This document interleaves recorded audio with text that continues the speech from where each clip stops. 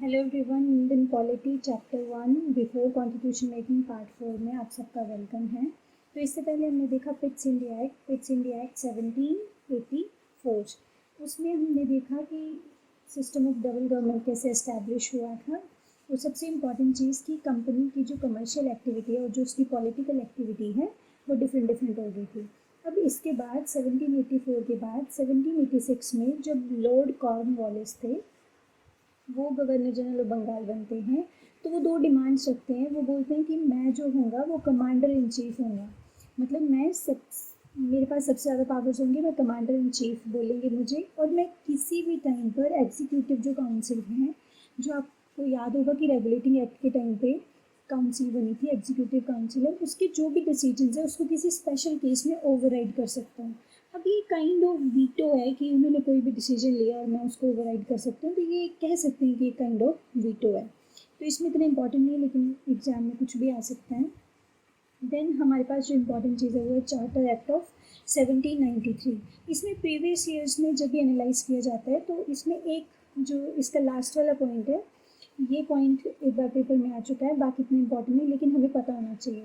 तो बेसिकली इसमें पहला जो इसका फीचर था वो ये था कि जो कॉर्नवालिस को पावर्स दी हुई थी कि वो कमांडर इन चीफ होंगे और वो एग्जीक्यूटिव काउंसिल के डिसीजंस को ओवरराइड कर सकते हैं, उसको एक्सटेंड कर दिया गया नेक्स्ट अपकमिंग गवर्नर जनरल्स के लिए। और जो सबऑर्डिनेट प्रेसिडेंसीज थी कौन कौन सी थी, मद्रास यानी तमिलनाडु वाले एरिया और बॉम्बे, उस वो जो सबऑर्डिनेट प्रेसिडेंसीज थी उसमें भी गवर्नर जनरल की पावर्स को एक्सटेंड कर दिया गया, मतलब थोड़ी और पावर्स। और जो ट्रेड की मोनोपोली है उसको अगले 20 साल के लिए एक्सटेंड कर दिया गया कंपनी की। आपको ये पता होना चाहिए कि ईस्ट इंडिया कंपनी थी, उसकी इंडिया में मोनोपोली थी, सिर्फ वही कंपनी थी जो ट्रेड कर सकती थी इंडिया के साथ में, इसलिए इस मोनोपोली को अगले 20 साल के लिए बढ़ा दिया गया। और जो कमांडर इन चीफ है वो ज़रूरी नहीं है कि अब गवर्नर जनरल काउंसिल का हिस्सा हो, अगर अपॉइंट किया गया तो होंगे, नहीं किया गया तो नहीं होंगे। पर इसमें ये पॉइंट ज़्यादा इंपॉर्टेंट है कि जो भी मेंबर्स हैं किसके, बोर्ड ऑफ कंट्रोल की। अब आपको याद होना चाहिए कि बोर्ड ऑफ कंट्रोल कहाँ से आया था, पिट्स इंडिया एक्ट 1784 से।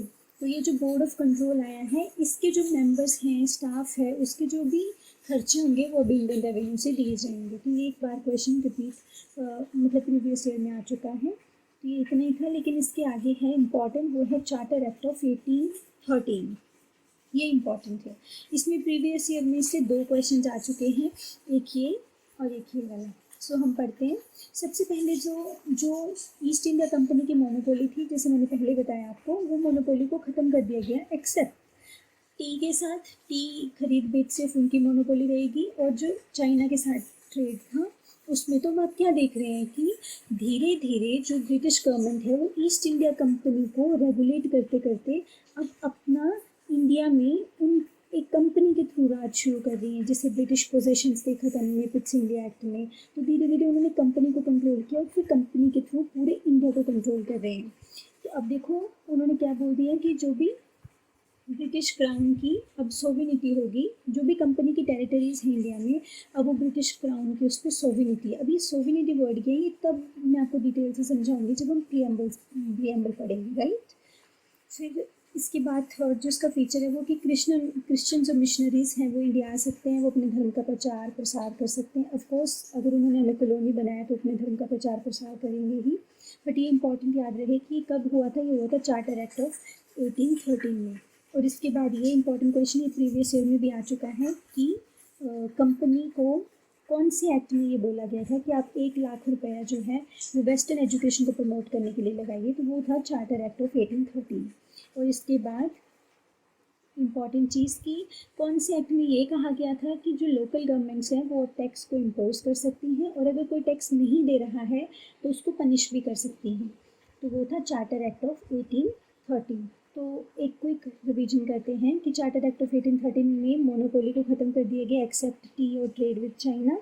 अब ब्रिटिश क्राउन बोल रहा है कि जो भी कंपनी की टेरिटरीज़ हैं उस पर हमारी सोविनिटी है, क्रिश्चियन मिशनरीज़ अपना धर्म को स्प्रेड कर सकते हैं, और 1 लाख रुपीज़ जो वेस्टर्न एजुकेशन को प्रमोट करने के लिए चाहिए, वो कहाँ से आए, वो कब कौन से एक्ट से बोला गया कि वो सैंक्शन करने पड़ेंगे, वो 1813 के एक्ट से। और लोकल गवर्नमेंट्स क्या कर सकते हैं, टैक्स को इम्पोज कर सकते हैं।